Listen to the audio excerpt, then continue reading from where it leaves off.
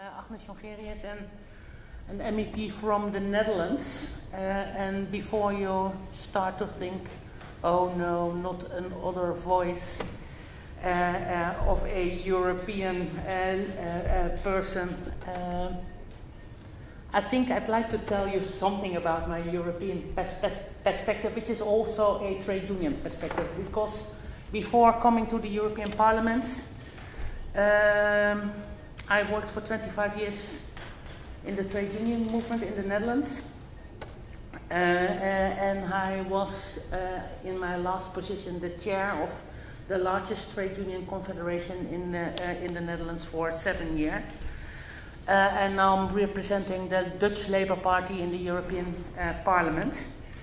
And I tend to think that I experienced quite a lot of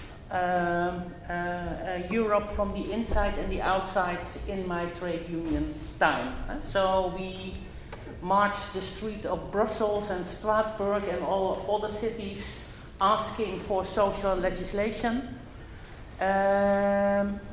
So I've been criticizing the European Union from outside quite a lot. And I think for now it's important for you to know that not Guy Verhofstadt or Barnier or Juncker are the only voices in Europe. I think we can also sketch a different perspective, let's say a more left or a social perspective. Like I said, I criticized Europe quite a lot, quite, I must say, perhaps unsuccessful, because marching the streets and Barroso not changing anything were nice demonstrations, but not very successful. I think you can say during his 10 years in presidency there was no room for social legislation at all. And things has changed.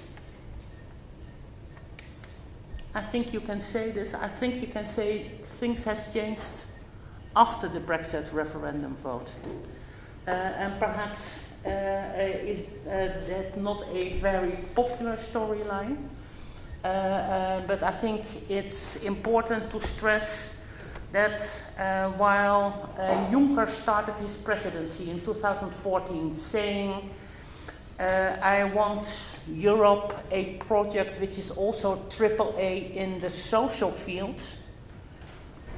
This sounded quite good, but in 2014 and 15, not very much happened. So every speech we were saying to Juncker, okay, if you want to be AAA in social fields, show it, show it, don't tell. But I think we could say that after the Brexit vote, and perhaps also after Trump coming into power in the United States,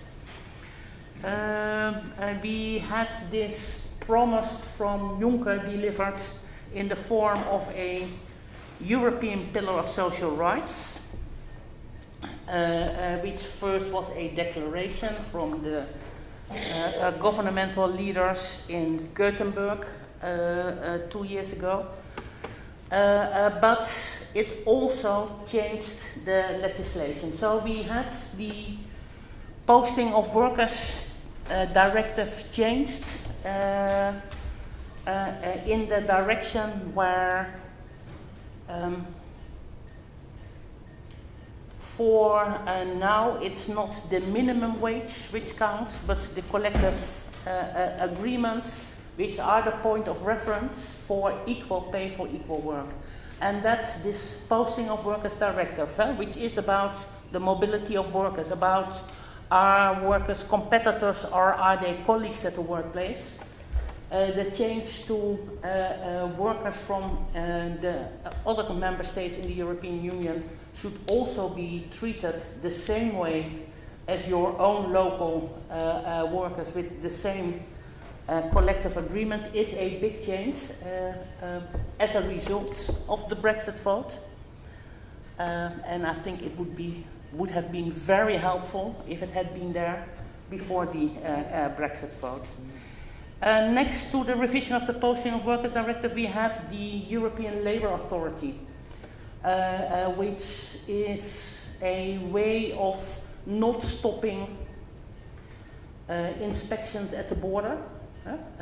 Say, for instance, we have a Dutch shipyard where Romanian workers are working. We are not certain whether or not in Romania the social benefits are being contributed. Now you just have to make a phone call and see if anyone in Bucharest is answering the phone.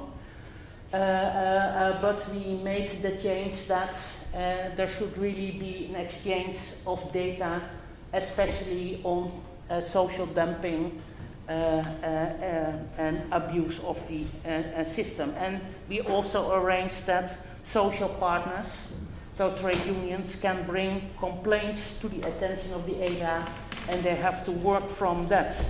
We have the company law package, where we stopped letterbox companies as being the model from which, let's say, hypercapitalism is using the legal system of the EU to get rid of workers' rights. And we got the work-life balance, where we say in modern times it are not only the mothers but also the fathers who are taking care of children. So we want to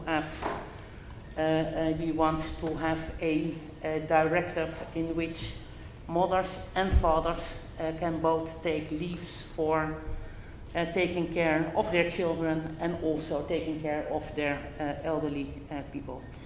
And so I must say this is making me a little bit sad that while on the one hand we in the EU 27 are profiting from this outcome of the Brexit vote, because of course all these changes in legislation didn't come as manna out of the sky, but was the work of pushing hard from trade unions, from progressive MEPs. While we are profiting, you are suffering, and I think there is this issue of some of the legislation, because they came late in the day, they came late in the term of Juncker, are still in the process of transposing from European legislation to national legislation. I do hope that you from Labour, from the trade unions, are able to push that all this progress we have made in the last 2 years is also being transposed to your national legislation, because I think this would really make a big difference in life. But it's strange that indeed, while Brexit helped to make the EU more social, that's the moment where at this day, is it the 21st of March? Mm-hmm. Yeah. We still don't know what's going to happen next Friday. So on the one hand, I'm grateful for the progress we've been making. But on the other hand, like if you say, even in a divorce, someone has to take care of the children. So if we compare Brexit with the divorce, let then the workers be the children for which one should take care, and please push for the social legislation, but perhaps even better, push for a revoke of the date of the 29th of March.